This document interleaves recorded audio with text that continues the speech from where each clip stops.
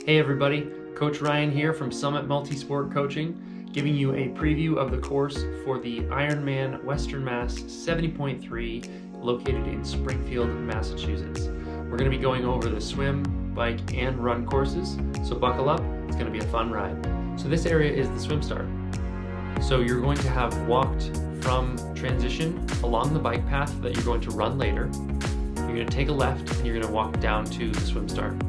So from here, I am standing on the bridge looking down onto the swim start to our left, and then you can see off in the distance there's a second bridge. Just through that bridge is going to be the swim finish. Ironman always does a great job getting athletes out of the water. So whether they just clean up this area and then have us go up the stairs that are already existing, or whether they put in a set of stairs, usually some aluminum or something like that with fabric on top of it, either way, we'll be getting out in this area and then we'll be entering the path to the transition site. Once you've gotten to the top of the stairs, you'll be on the path to the right, the transition area to your left. You'll make your way all the way past the transition, loop around, and then come back through transition. This way everyone has the same distance, whether their bike is wrecked closer or further from the swim exit.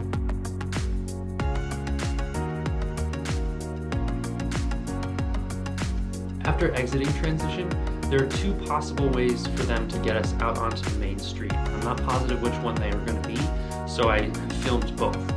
As you get yourself out of transition, you can take a right and go directly across the railroad tracks where there's a closed gate as seen here, or you're going to keep going straight and then you're going to take the winding path under the railroad tracks, which then winds up and leads you out onto the main road. Either way, you're getting from transition, going a short distance, Mount Line, and then you're going to get yourself onto the main road where you're on Hall of Fame, and then you're going to be going down towards the highway. For the most part, this first stretch is pretty good. There are some potholes. It's winter in New England, so who knows whether or not those will be patched. I would imagine that a fair amount of them will, so we'll just have to see what comes. Once you get to the base of the highway ramp, you'll notice that there's a little bit of an incline as we go up onto Highway 5 and across the bridge. As you exit onto River Road, it is almost a full U-turn. It's a nice wide U-turn exit ramp, but be careful as you're coming down. It is a little bit of a downhill, so you want to use caution as you're coming onto River Road. Now that we're on River Road, the pavement is really nice. It's a nice long straight stretch of flat road. So this is a good opportunity for whether you're riding heart rate, power, perceived exertion, you're just winging it, to kind of get into the zone.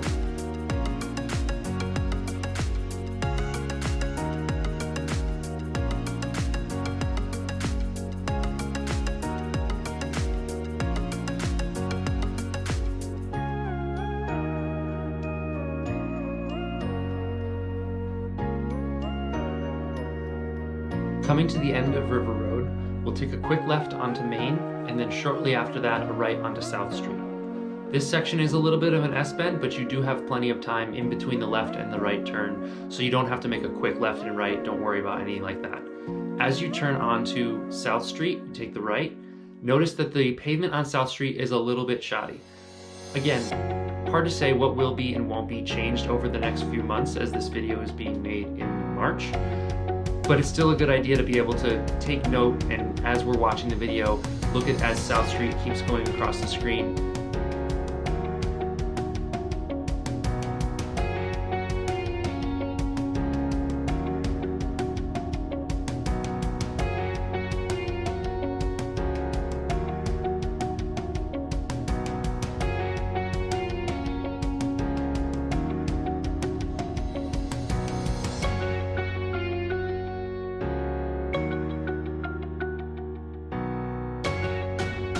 You go past the industrial park on your right, you're going to go up a little bit of a hill, and this is just a slight incline, but since most of the course so far has been fairly flat, you might feel it a little bit.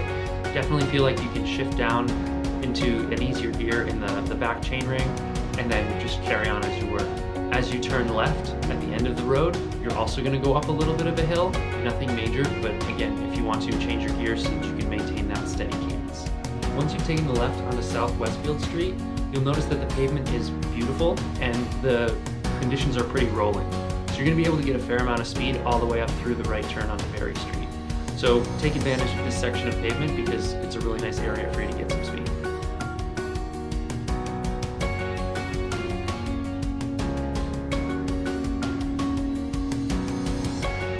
Generally speaking, the conditions of Barry are pretty solid as well. Again, it's a little bit rolling, but very little elevation overall, all the way up until you get to the right turn on Rising Corner. So Barry is another good opportunity for you to continue following your nutrition plan, sticking to a nice smooth output, whether that be maintaining the same heart rate, the same power, or just a perceived exertion rate cadence. Either way, Barry is a good opportunity for you to maintain that steady output that we're looking for to get you all the way to the finish line.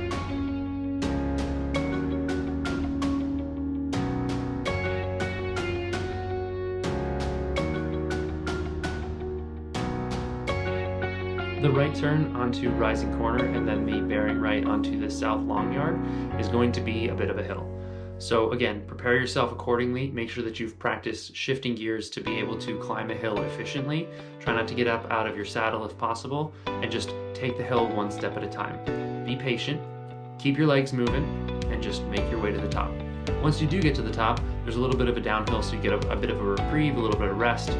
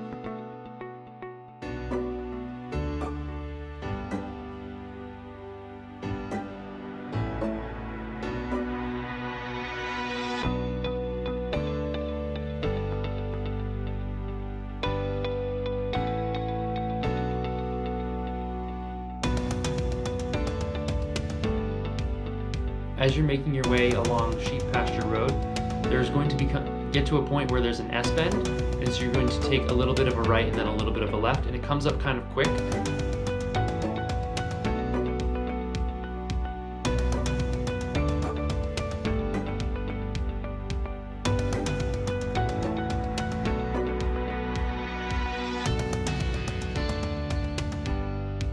Another thing to note as you get to the end of Sheep Pasture Road is that this is the beginning of one of two Category 5 climbs. This particular climb starts around mile 17 and goes through about mile 20 and has an average grade of about 1.4%. So just know that this is one of two sections of the course that's going to be a little bit more challenging as far as elevation change goes, and the next climb, the other of the two Category 5 climbs, comes shortly after that once we're on Granville, which we'll talk about in a little bit. You'll take a right onto Congamon Road, and at this point you're going to climb a little bit up until you get to a set of lights where Congamon continues across the street. For this section, take your time, stay within yourself, just know that there is a downhill coming up until we get to Granville Road.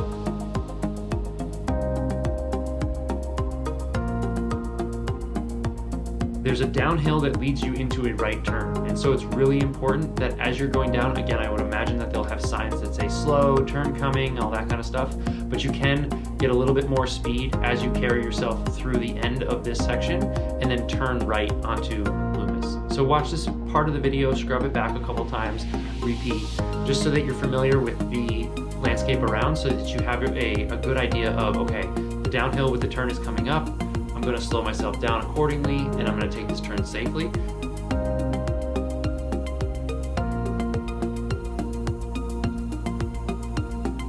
The pavement on South Loomis is fantastic. So as you come around that corner that we just talked about, you can get yourself back up to speed, and then it's going to be rolling elevation, so a little bit up, a little bit down, but you should be able to gather a fair amount of speed all the way up until you get to the road climb on your right. And so you're not going to take a right, but you're going to see that road on the side, and then you're going to come to a little bit of an uphill, and it's kind of a short, steep up. It's not very intense at all, but it is just enough, and that kind of marks where the pavement changes over. And so then it's going to become a little bit bumpy. You'll see it on the video, so just pay attention to that and use climb as a marker for you as you're out on the course to notice, okay, my joyride is kind of over. We're going to climb up on this little section and we're going to hit some more bumpy road all the way up until we take our next left. Once you've taken your left onto Highway 57 or Granville Road, this is going to be where you can see the tree line off in the distance. It's a little bit flat leading up to that point, and then once you get to the tree line or so is when you're going to begin the second of the two Category 5 climbs.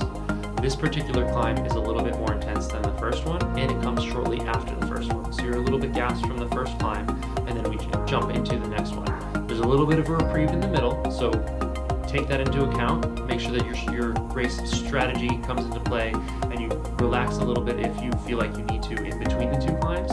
And then once you get to the tree line at Granville Road, you're going to begin 5 miles of an average of 1.5%. Now that's going to change a little bit more intense and a little bit less over the next 5 miles, and you're going to go from this area on Granville Road all the way through to midway on the Old Westfield Road section of the course where you're climbing. For those of you who are interested in a little bit more details about the climb, like I said, it's 5 miles. It starts around mile 23 and ends around mile 28, and it's about 400 feet of gain. So it's not terribly intense, but it is enough of a gain that it's going to wipe you out a little bit if you're not prepared for it, and if you're going at a really intense clip, the difference in elevation is going to be noticeable. So just be prepared.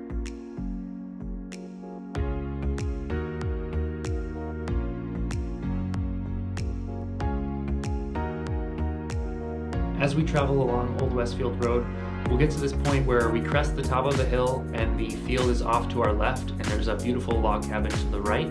At this point, you've reached the top of the climb. So this Category 5 climb has now finished, and you're going to have a nice downhill to catch your breath, get a little bit more energy back in your legs, spin it easy, and carry on with the course. This downhill section of Old Westfield Road will eventually turn into Granville Road again. Take advantage of this whole section. It's a beautiful pavement, it's a gradual downhill, all the way up until you're going to take your next left-hand turn. So this is where you can find a little bit extra speed on the course, get yourself in a more aerodynamic position if you feel like that is a comfortable thing for you to do, and take advantage of gravity.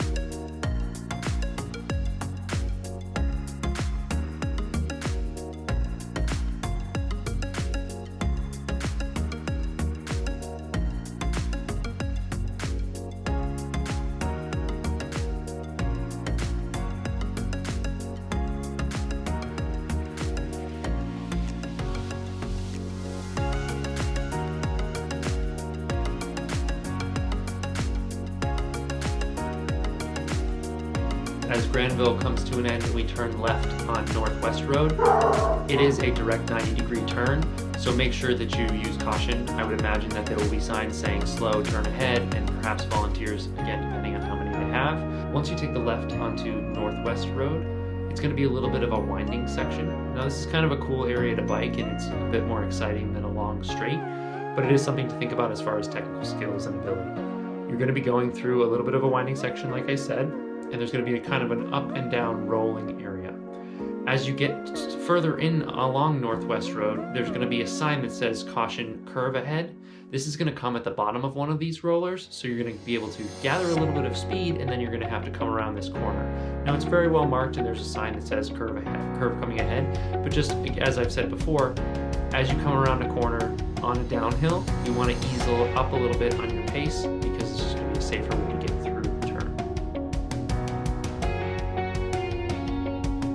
This right onto Western Ave comes on a flat section of road. It is a 90-degree turn, but both the pavement before and after the turn are pretty solid, so it shouldn't be too much to worry about.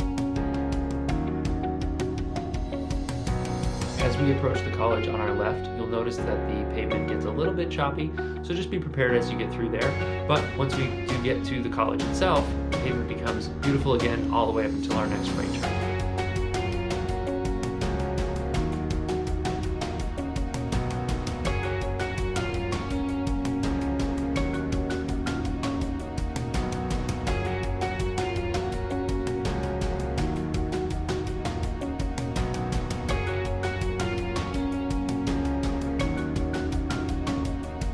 Next mile or so is pretty jam-packed. We have a right onto Kensington, then another right onto Granville, and then a left across the bridge, and then it continues on.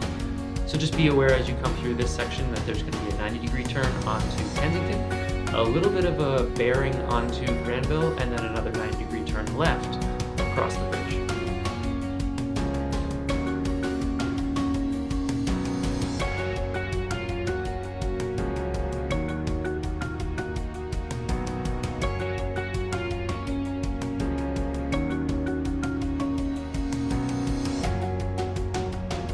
The rest of City View Boulevard is aptly named. It's a boulevard. It's a beautiful pavement, a little bit of rolling. You should be able to carry a fair amount of speed all the way until your right turn on City View Road. At that point, you're going to take the right turn, and then you're going to shortly after that bear left.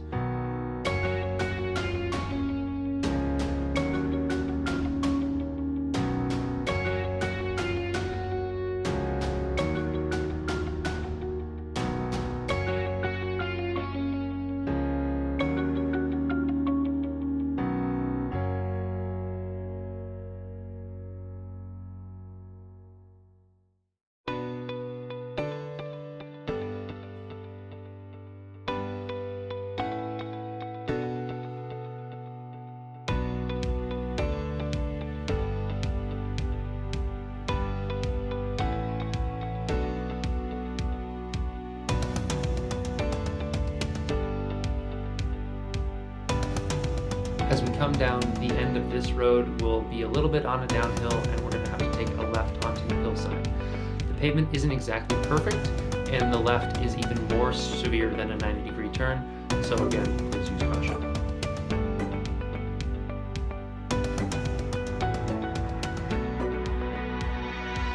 Hillside is a nice long section of really well-paved road, and so you can get yourself into a rhythm here, all the way up until the next right turn, which is a bit of a hairpin turn, so we'll have to prepare for that as well. Thankfully, it's on a long straightaway, and there's a large field off to the left, so you'll be able to know that the turn is coming well before you get to it.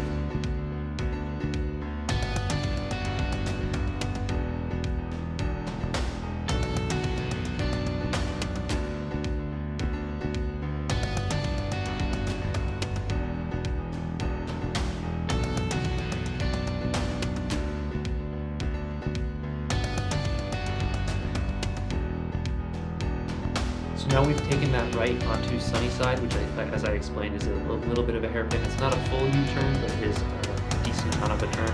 So just be careful as you come across that. All the way up until we get to the end of Sunnyside, we just bear right onto 202 or College Highway. which you don't really have to slow down at all. You can just carry on from Sunnyside onto 202, and then shortly after that, we'll have a little bit of a stint on 202, and we'll take a left on Tannery. This area is all pretty straightforward and very open, so you can see the turns well ahead of time. Tannery looks to be another one of those sections of the course that's really enjoyable. The pavement is really smooth, and it's a bit winding with some rollers, so it should be mentally stimulating enough to not feel boring, and it should go by quickly. As we get to the end of Tannery, there was a little bit of a mix-up in the directions from the Ironman website versus what makes sense on the road. And so for me, I videoed us ending Tannery, taking a right onto Family Lane, and then taking a right onto Shaker. The directions online say Tannery and then take a right onto Shaker. But when you get to the end of Tannery, it actually doesn't directly connect with Shaker, and so I think that this is what was meant to happen. If not, just take a look at Google Maps and see the difference between what I'm doing, what I'm having you do in the video versus what Ironman suggested, and just do your best to parse it out. And maybe someone's going to send them an email asking for clarification. But I just went ahead and made the judgment call to see this is the way that I would do it. This next section along Shaker is kind of quintessential Western Mass. There's some wooded areas, there's some housing. For the most part, it's just winding, rolling hills, and it's going to be a pretty flat, fast section of the course that will allow you to get to the next left-hand turn in a fair amount of speed.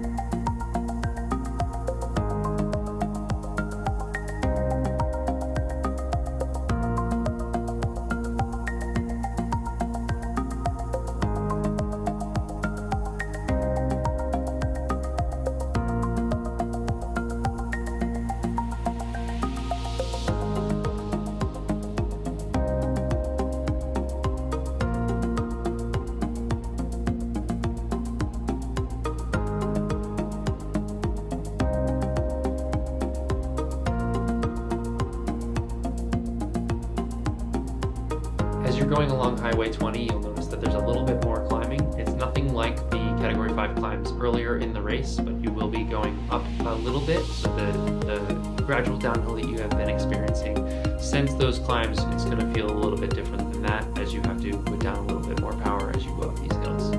It's also a little bit more of a busier section of the course, so I'm not exactly sure what they'll do as far as road closures go, but just be aware that there may be, I don't believe it's a completely closed course, so there may be some traffic, but again, I'm sure that Ironman will do a great job keeping us all safe.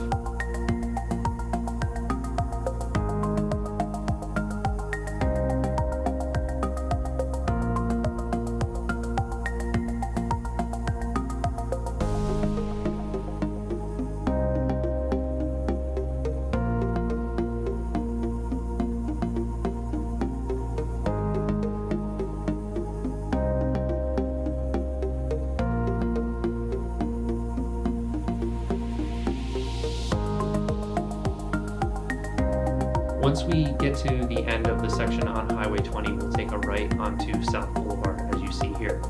After that, shortly we take another right onto River. This particular area is another one of those downhill turns that I was talking about. You want to just make sure that it's a pretty wide turn, but you still want to be cautious. As this road comes to an end, we get to a light where we take a left onto Memorial Ave. Now, for those of you locals, you'll know that you're right near the Big E, and for those of you who are coming from a little bit of distance, you'll notice that the Big E is on the right because I just said that. This particular section on Memorial Ave, however, the pavement is currently in shambles.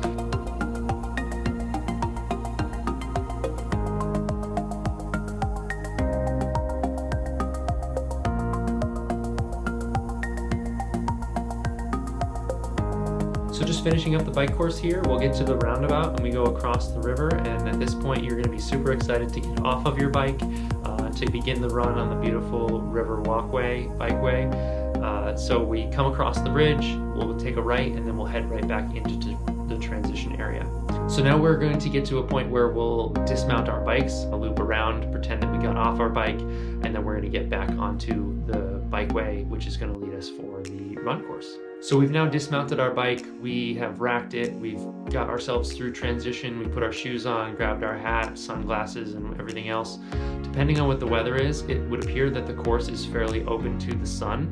There's some trees in between the bike path and the river, but there's not a lot of trees and there's not going to be a ton of coverage, so just be prepared for a sunny day given that we have a good weather day. Obviously a little bit overcast, maybe some sprinkling rain by the time we get to the run might be welcome depending on the temperature, but just know that a fair amount of it is open to the sun, so be prepared for that. So as we progress through the run course, we get to this section that currently has the bike path blocked off. Now I believe this is just being repaired and everything will be good to go for race day. So I'm just going to jump to the other side. This is just a little bit of a pedestrian walkway along the bike path. We're going to go around, get back on the bike, and then we'll continue on the course, and then we'll get to the other side.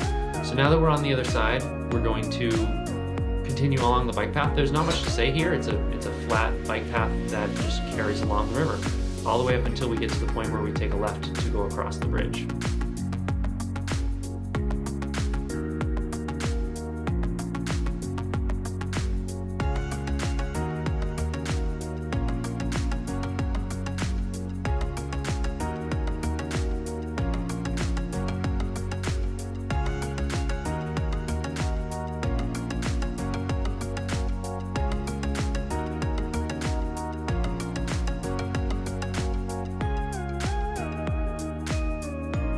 As you go across the bridge, make sure you take advantage of being able to look left and right, to think back 2 hours before when you started your swim at the break of dawn, all the way down to the other end of the river parkway.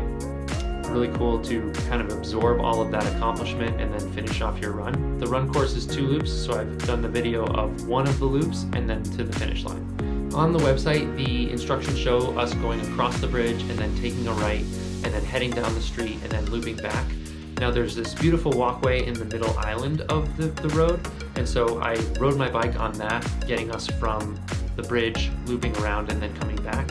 I'm not positive if they'll shut down the road and have us out on the road, or if we'll be on the bike path, but either way you get the idea that we come across the bridge, go around this short loop, and then we'll go back over the bridge.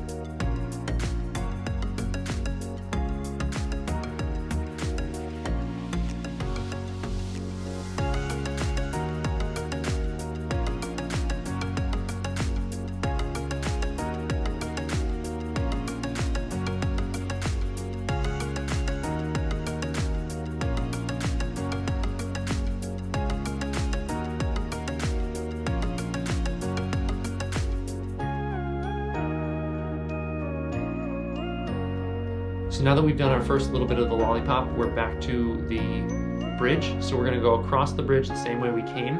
Again, I'm on the sidewalk because it's the middle of the day and there's lots of cars. I don't know what it's gonna look like.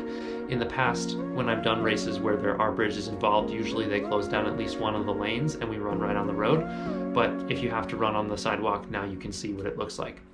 When you get to the end of the bridge, there's a little bit of a drop off the sidewalk, and then we're going to turn right into the bike path again, past the swim start. We'll head all the way back down this, up past over the pedestrian walkway that's currently closed. Again, I'll stop the video, hop over to the other side, and we'll carry on from there.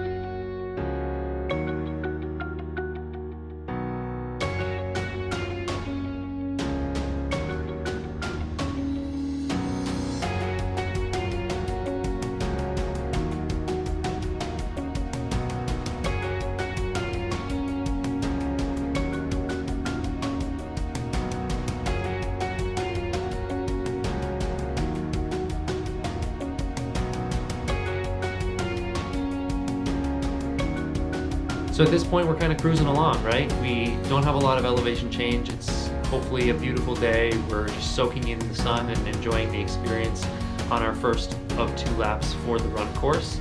We just carry on with the river now on our right side. We'll go past the transition area. Again, I'm not positive what the logistics are gonna look like on that, and so I just kind of cut to the side. But either way, you get the idea where we're just going straight past the transition area, all the way down to the end of the bike path, where we're gonna turn around. I'm gonna show that shortly.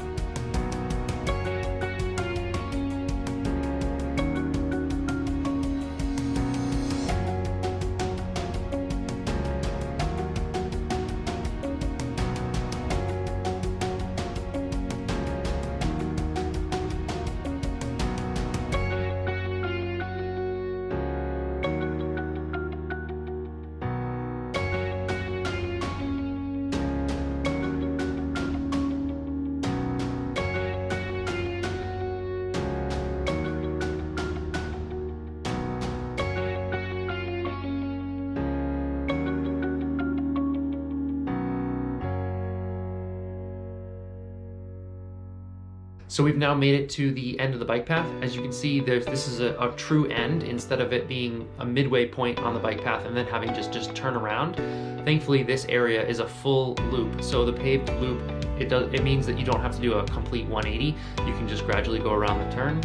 And I would imagine that there's going to be an aid station just before that, so you can probably hit it twice. You can hit the aid station, go around the loop, come back, hit the aid station again. I don't know that for sure because they haven't released where the aid stations are going to be.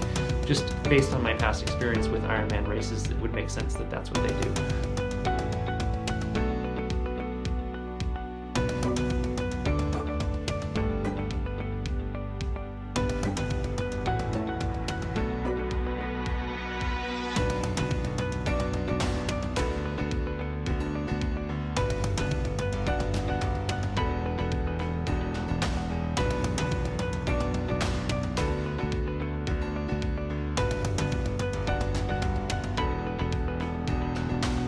So at this point, we're making our way back north up the river. The river is going to be on our left-hand side, and we're going to carry on all the way to transition. If you're on your first lap, you're going to pass through transition. I would imagine that there's going to be a pretty good crowd there, and then you're going to carry on all the way up to the bridge, go across, do the lollipop, come back. If you're on your second lap, we're going to exit as I am now. Now again, I'm not positive. I'm pretty sure we're going to be taking the second exit. We're not going to go across the train tracks, but we'll go down and around just based on the way that the line looked in the map. And then we're going to take our left. So we'll get to the light, we'll take a left, we'll run under the bridge, under the highway, and then we'll take another left. So at this point we're on Columbus Ave, we've just come under the highway, past the transition area.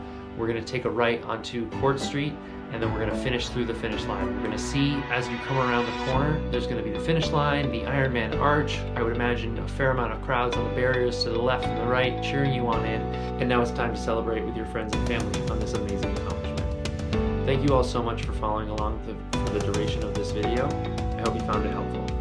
I've put our website up on the screen. Feel free to go there, check us out, find out any more information that you might need, and contact us if you feel like you have any questions that have not been answered. Don't forget to like and subscribe to our channel to stay up to date with all of our future content. Thanks again, have a great day, and as always, live intentionally.